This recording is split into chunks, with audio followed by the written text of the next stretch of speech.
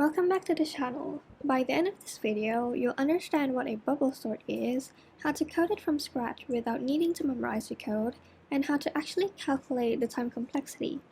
Yes, I know that memorizing the code is probably much easier, especially for exams, but learning how to actually convert a problem or solution into code is going to be more beneficial for you in the long run.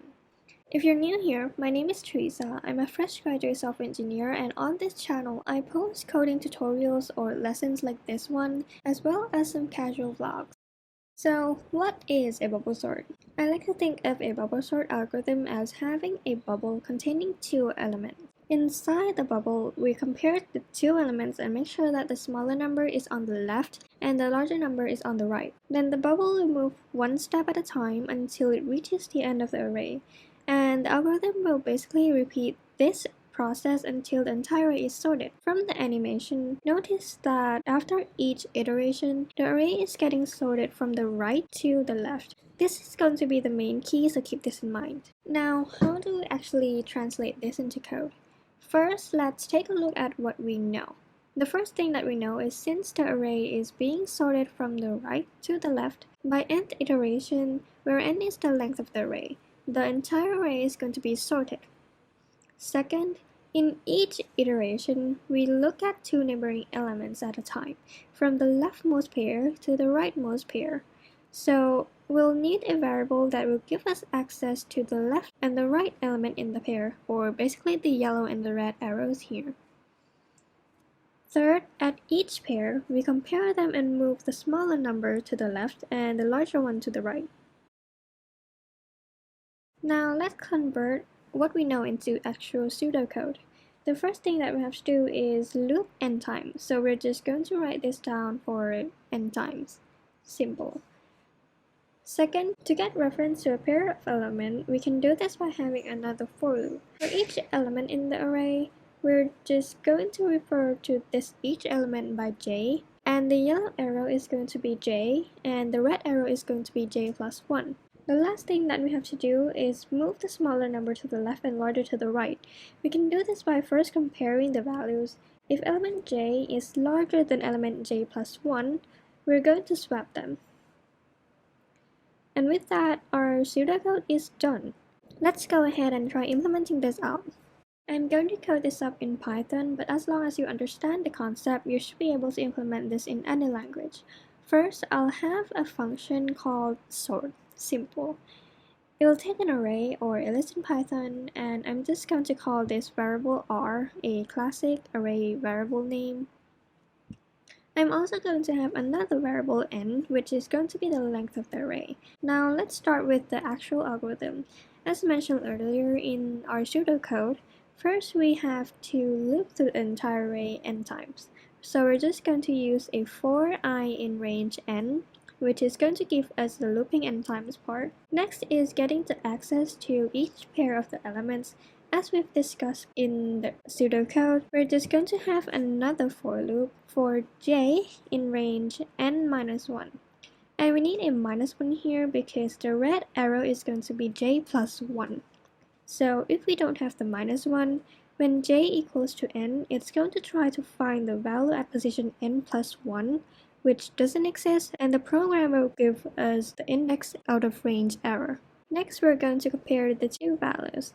If the value at j is larger than the value at j plus 1, we're going to swap them.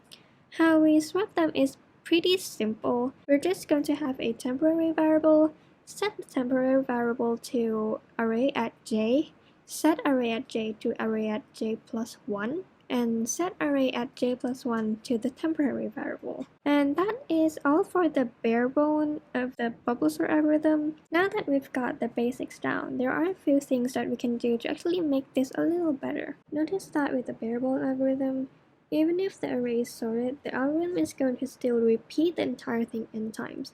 So what we can do is to check whether the array is sorted or not. But how do we do this? The answer is here, in the if condition. If there is a need to swap variables, we can simply say that the array is not yet sorted. So we're just going to add one more variable called swapped here, and set it to false at the beginning of each iteration, assuming that the array is sorted.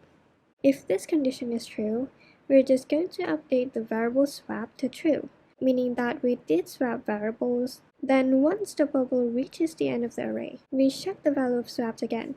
If swap is still false, then the array is sorted. That is much better, but there's another thing that we could work on. Remember that the array is being sorted from the right to the left each time the bubble reaches the end of the array. After the first iteration, the rightmost is sorted. After the second iteration, the element from the second rightmost to the end is sorted.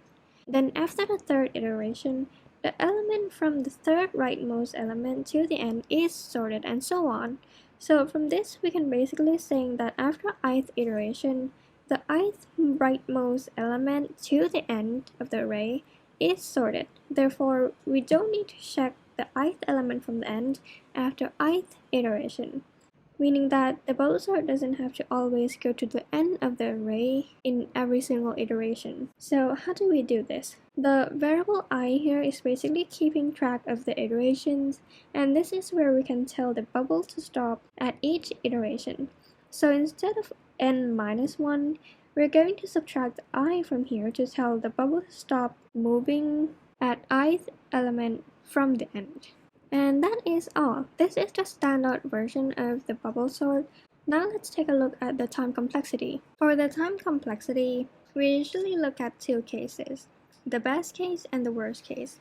For sorting algorithms, the best case is normally a sorted array, and the worst case is basically a reversed array. Let's look at the best case first. So if the array is sorted, in the first iteration, the variable swapped is going to remain false, and the program will exit the loop. Therefore, we only loop through the array once to check whether there's a need to swap elements or not. Since we only loop through the array once, the time complexity for this is going to be O(n). Now for the worst case, if the array is in reversed order, the program is basically going to loop through the array n iteration. In each iteration, it's going to be looping through the array another n times. Since we have n iteration inside n iteration, the time complexity is basically multiplying them together, which gives us n squared, and therefore the worst case is an O(n) squared time complexity. And that is all for this video. If you like this video, you might be interested in this playlist of sorting algorithm that I've created. This is going to be the first video in this series, and I post weekly, so stay tuned for the next one. See you again next week. Bye!